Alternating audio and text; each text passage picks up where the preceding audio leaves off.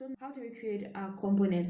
We're going to select all the buttons we created. Make sure you select everything, and we're going to come up to our component icon.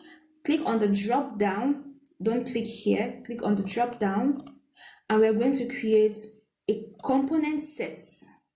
We're creating a component set because the main component is a button, and we are creating a set for a specific button. Now, after creating the set, the first thing we're going to do now is to rename the component to button.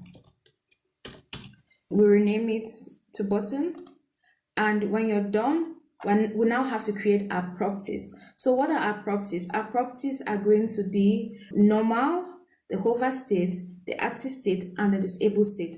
What we are going to do now is to create the states first. Then after creating the states, we are going to create variants. With our component set selected, we're going to rename it to buttons. So this is supposed to be the button component set. The next thing will be to give our property a name. Remember, we are creating states at the moment, so the first property is going to be states. The value of the states are going to be normal, hover, active, and disabled. Select the first button, make sure that the button is selected. Then we'll come to where we have states. The value of the state is going to be normal. The next state is going to be the hover state. The next is going to be the active state, and the last is going to be the disabled state. These same states are going to apply to the secondary buttons and the icon to the right. So what we're going to do is we'll select the secondary and the icon to the right and apply the same state that we just created now. Make sure it's selected, come to where we have states, click on the drop down, and we are going to select normal. The next thing is we select the hover state for both the secondary and the icon to the right style. We select these, hold down shift, and you select the next one. When you're done, you come to where you have the drop down, and this is supposed to be the hover state.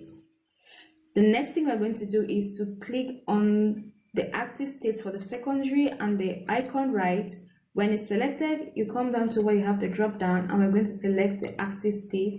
And the final one, hold down shift, select the two elements, come to where you have the drop down element, and we're going to click on disabled. So that's it. But guess what? It's still showing us a warning that some variants have the same property values, and that's because we haven't created the variant for the secondary and we haven't created the variant for the icon. So at the moment, it thinks that all of these are just one kind of variant. So our first variant is the primary variant where we have a fill. Our second variant is this, where we have just the outline, and the third is the icon to the right. So we're going to create a new variant. Make sure that the component set is selected, come to the plus button, click on it once, select variant. So what do we want? We want to add a name which is outline. We can call it secondary, it's still the same thing, but we'll call this secondary, as long as you know what the secondary is made up of, and we're going to give it a value of true. So what it's saying is all of these at the moment all contain outlines, so which means that all of these have the same value, but that's not true, which means that we'll have to add a false somewhere. So the false is going to be for the primary and for the icon to the right, because the only buttons that have the secondary styles applied are this particular set of buttons. So how do we change this? Make sure that primary is selected, holding down shift, select all of the buttons that you want to change the value to false. When you're done, come to where you have secondary, and we're going to enter the value of false. Great. So we have changed that, so which means that only these have the secondary styles applied to it. Now it's still showing us that there is a problem. We still have some properties and values that have conflicting variants, and that's because we haven't added the one for the icon. So the next thing we're going to do is to add the variant for the icon. So make sure that the component set is still selected. Click on the plus button, a variant, this, click, and we're going to add icon right. Enter the value of false.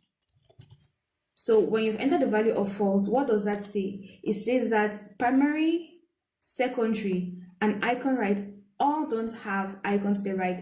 But is that true? That's not true. It's false for the secondary and the primary, but it's true for the icon right. So which means I will have to add another value for just the icon right. So we'll select the icon right buttons, double click, hold down shift to select the element you want to add that particular style to or value to. When it's done, come to where you have the icon right, and we're going to enter true.